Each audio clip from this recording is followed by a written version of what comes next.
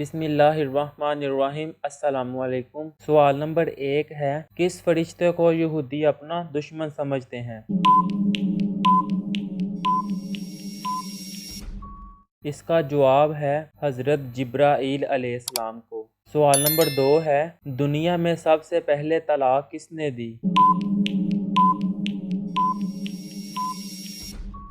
اس کا جواب ہے حضرت اسماعیل علیہ السلام نے۔ سوال نمبر 3 ہے، کیا آپ کو معلوم ہے کہ حضور صلی اللہ علیہ وآلہ وسلم کے پاس کتنے کھچر تھے؟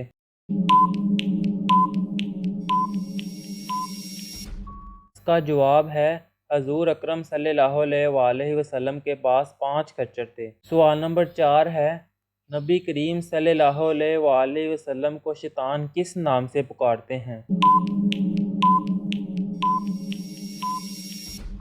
اس کا جواب ہے عبد القہار۔ سوال نمبر 5 ہے، ہمارے جسم کا کون سا حصہ ہے جو گناہ کرنے سے تبدیل ہو جاتا ہے؟